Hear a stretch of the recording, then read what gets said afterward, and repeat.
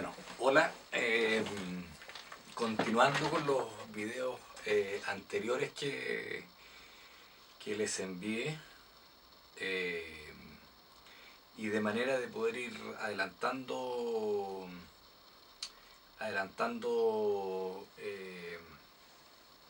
ciertos contenidos, de manera de poder, estoy aquí poniendo el tiempo del video, de poder ir adelantando contenidos para poder avanzar con mayor eh, premura, no porque estemos con tiempo atrasado por esta modalidad, sino por lo que yo les planteaba en las clases anteriores, de poder centrarnos fuertemente y darle mucho más tiempo a todo el contexto moderno y contemporáneo, para poder justamente darnos más tiempo en todo este contexto de este programa alternativo, como yo le he llamado, que son todo este campo de ejemplo y de aplicación de lo que nos provee el programa a la realidad que estamos viviendo, de manera de poder alcanzar una mejor comprensión de ella, ¿no? En esta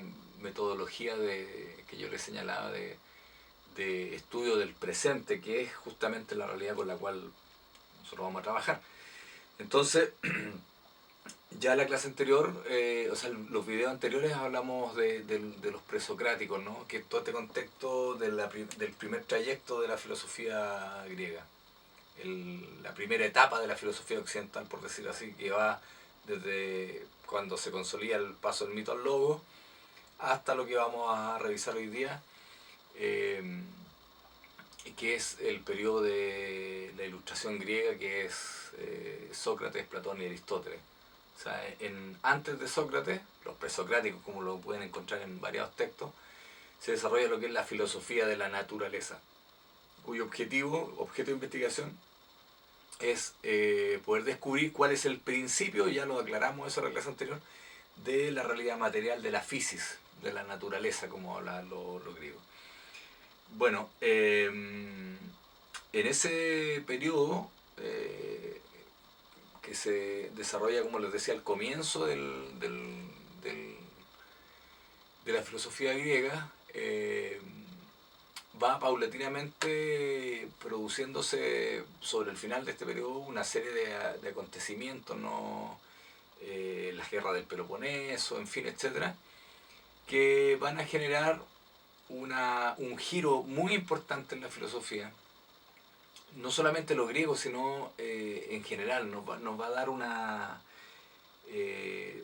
pauta de áreas fundamentales de la filosofía que van a aparecer ahí, como es la ética, la política, la filosofía política, la metafísica, etcétera, etcétera. ¿Sí? ¿Por qué esto? Porque justamente algo les mencionaba en los videos anteriores, cuando sufren esta conmoción social los griegos, esta hecatombe social, y lo comentamos, ¿no? Ojo, todos los procesos filosóficos van de la mano de los procesos históricos. Cuando se van cuajando cuerpos de ideas, ese cuerpo de ideas tiene que ver con la realidad social, histórica, material. Y son procesos largos y son procesos muchas veces complejos. En el caso del mundo griego se produce este tipo de conmoción interna, entonces, donde todas las referencias del mundo griego quedaron en ruinas, por decirlo así. Y es fácil de explicar, ¿no? Eh, una guerra, lo que genera básicamente es destrucción, ¿sí? Eh, la guerra es una de las eh, expresiones de mayor violencia de la sociedad humana, ¿sí? En algún momento podemos llegar a hablar de autores que analizan y estudian, como Walter Benjamin, por ejemplo, el fenómeno de la violencia. Es un tema bastante complejo de abordar, pero la guerra son las expresiones más trágicas de eso, ¿no? Y el mundo griego quedó devastado, ¿no? curioso, se vuelve a dar en la historia de la humanidad y la historia contemporánea, cuando ocurren las guerras, aparecen grandes reflexiones sobre la esencia de lo humano. ¿Qué es lo humano? ¿En qué consiste la vida humana? Como pasó con el existencialismo en medio de la Segunda Guerra Mundial o en el periodo entre guerras, entre la Primera y la Segunda. Sartre escribió parte de sus textos principales en las trincheras, digamos, ¿no? A los griegos les pasó algo similar. Cayeron todas sus referencias y se dieron cuenta que todo el sistema de pensamiento que habían desarrollado previamente, que era esto de la filosofía de la naturaleza, no daba respuesta a las interrogantes que estaban apareciendo, comillas, naturalmente en esa realidad. O sea, si nosotros tenemos destruido nuestros hogares, destrozada nuestra familia, eh, cuales sean estas familias, no nos vamos a preguntar por cuál será el principio de las cosas, cuáles serán los componentes, por ejemplo, desde el punto de vista contemporáneo, los componentes del átomo. Si yo tengo al lado mío qué sé yo, piensen en Siria, ¿no? A mis familiares, bajo escombro, etc. Esas preguntas, y después de vivir eso, y uno se pregunta, bueno, ¿para qué? ¿Por qué? Las causas y condiciones, nuevamente, materiales de la historia, ¿qué generó esto? ¿Qué fue lo que nos vimos que hizo que se produjera este horror, ¿no? Bueno, en el mundo griego sucedió, si bien nosotros tenemos 2500 años, más de 2000 años de diferencia con ellos, y a veces es muy difícil situarse efectivamente en los detalles de cómo veían el mundo, sí reconocemos hoy día el hilo de continuidad, porque las grandes preguntas que nos seguimos haciendo hoy día fueron las que formularon ellos a partir de esa experiencia, y muchas preguntas de eso nos han resuelto. Ejemplo, ¿no? La justicia. ¿Qué es la justicia? Todavía lo debatimos, no sabemos bien a ciencia cierta qué es la, digamos, no la materia de la justicia, sino la definición esencial de justicia. ¿En qué consiste eso? ¿No? No lo asociamos a los sistemas jurídicos, pero alguien puede decir precisamente que existen los sistemas jurídicos judiciales porque precisamente no hay justicia naturalmente en la sociedad humana. No somos seres justos por naturaleza, por lo tanto tenemos que desarrollar sistemas judiciales. Entonces ahí seguimos, ¿no? Y si lo aterrizamos al contexto histórico más contemporáneo precisamente, podríamos decir, bueno, ¿es justa la justicia formal, digamos, lo legal? Es decir, y cómo se debate en torno a toda por ejemplo, la legalidad chilena, ¿no? ¿Es justa realmente que el debate del agua, ¿no? Que el agua esté concesionada a perpetuidad en manos de algunos cuando es un bien del cual depende la vida? Entonces, chuta, parece que lo legal no es justo necesariamente. ¿Ok? Bueno, todos esos debates vienen desde los griegos hasta ahora sin resolver, y precisamente ahí cobran sentido las luchas humanas.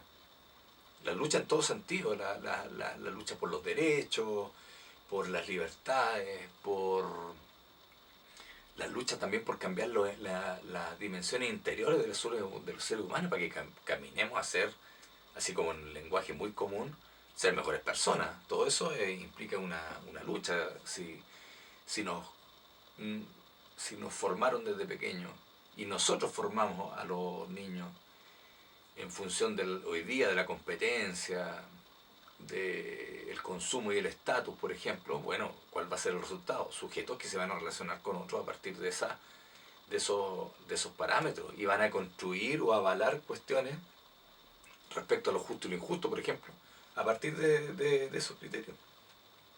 Y en una de esas puede ser, comillas, bueno, resultado de una extraña justicia alguien que no, por circunstancias de la vida no le fue muy bien, podríamos decir, esté viviendo la vejez que vive. Bueno, es medio darwiniano, ¿no? Una justicia darwiniana.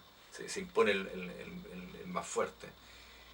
Chuta, eso es un tema complicado y insisto, que persiste hasta el día de hoy, y como es algo abierto, es algo disputable. Por eso decíamos en la primera clase, todo el pensamiento, toda la acción humana es política. No me refiero a la política contingente de partido y de esas cosas, sino todo tiene que ver con la acción que hacen los sujetos en la historia por alcanzar un cierto ideal. ¿Ok? Eso como ejemplo para que reforzar la importancia que tienen los griegos. Bueno, toda esta historia, claro, comienza ahí cuando los griegos sufren este embate y dicen, bueno, ¿de qué me sirve decir que el arjé de la realidad es el agua? No tiene ningún sentido si tengo a mi mundo destrozado. ¿Okay? Y ahí se produce, lo que se conoce con el nombre de el giro hacia el humanismo. El foco de la investigación filosófica estaba puesta en la naturaleza, ese foco cambia y se va a lo humano, a la interrogante de lo propiamente humano. ¿Qué es el ser humano? ¿Qué es la vida humana? ¿Qué finalidad tiene la vida humana? ¿Sí? Así como investigamos el funcionamiento de una cosa, la vida humana se puede también interrogar. ¿Okay? De hecho, la modernidad va a desarrollar las ciencias sociales, que es lo que estudia es el ser humano en su condición gregaria, en su condición social. Estudia al sujeto humano. Bueno, los griegos se plantearon esta interrogante en estas circunstancias. Y el primero que va a aparecer ahí, y de hecho planteando una metodología, y intentando responder, qué es lo esencialmente humano, va a ser Sócrates. ¿Sí? Sócrates, Platón y Aristóteles están hilados, ¿no? Sócrates es el maestro de Platón, Aristóteles va a tomar, se va a formar con Platón por 20 años, por eso forman esta triada que es la ilustración griega. ¿Por qué el concepto de ilustración? Y aquí hay un tema importante, pensando en algún ensayo o evaluación que hagamos. El concepto de ilustración es un concepto moderno, y acá, entre paréntesis, acá aparece el concepto de instrumento de lectura, en comillas, eso puede aparecer un instrumento de análisis. ¿Qué es lo que se ve en el mundo griego? Que se gira, ya no es la pregunta por la naturaleza, sino la razón ahora se desplaza al mundo humano. Es decir, la razón que abarcaba el tema de la naturaleza ahora abarca lo humano, se amplía el ejercicio de la razón. Ya lo propiamente humano no queda en manos de lo religioso, ¿no? Investigamos la naturaleza, pero todavía íbamos y le preguntábamos al oráculo, qué sé yo, por las decisiones éticas que tuviéramos que tomar en la vida, en fin. Entonces, ese campo, o lo justo, la impartición de justicia todavía estaba todavía emanaba de cuestiones religiosas, ¿sí? Todavía había una especie de teocracia ahí un poco funcionando. Y la razón ahora abarca ese campo, se amplió, ¿ok? Bueno, el concepto de ilustración, que es propiamente moderno y que se aplica originalmente al iluminismo de francés, todo el contexto de la Revolución Española, francesa. ¿Qué sucede ahí? Bueno, la razón alcanza su máxima expresión.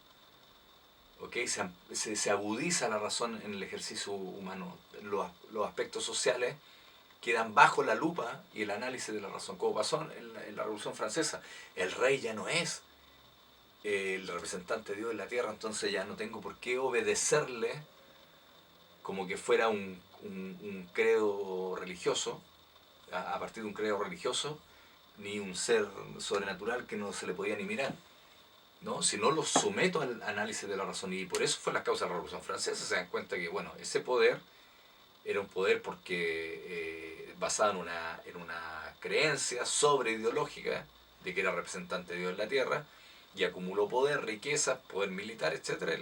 El bajo pueblo, cuando se da cuenta de eso,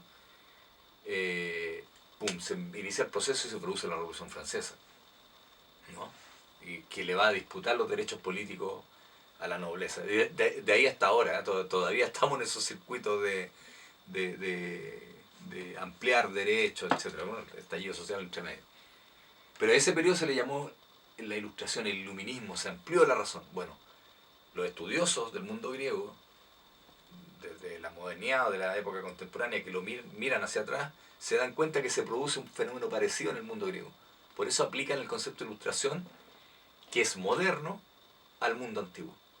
¿Ok? Y eso es muy importante epistemológicamente, entre paréntesis. Porque uno puede entender y aprender cómo categorías de un contexto pueden ser funcionales en otro y las aplica, son como moldes. ¿Ok? Cerrado ese paréntesis ahí. Entonces, nos encontramos con Sócrates, que va a ser el primero que va a empezar a reflexionar sobre esto y a desarrollar ciertas metodologías al respecto. Ahí ustedes pueden ver en el texto tutorial, aparece la refutación y la mayéutica. Pero lo importante es lo siguiente, en esta búsqueda socrática del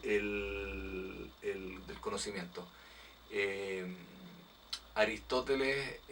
Sócrates se va a preguntar, va a ser el primero que se va a preguntar por lo vamos a decir así, no lo decían los griegos de esa manera, pero por la condición humana. ¿Qué es el ser humano? Porque, dicho también, ya en esta ampliación de la razón, todo el mito, recuerden que el mito ya lo empezamos a dejar atrás, la filosofía de la naturaleza lo deja atrás, pero nunca fue totalmente dejado atrás. Y en esta segunda etapa se termina de sacar los elementos del mito que quedaban. Entonces nos quedamos sin referencias para explicar lo propiamente humano. Y ahí viene esta búsqueda. Y ahí Sócrates se empieza a preguntar qué es el ser humano y en qué consiste este sujeto humano. Y básicamente, y eso lo va a señalar Platón como buen seguidor de Sócrates, el ser humano va a ser un sujeto fundamentalmente espiritual.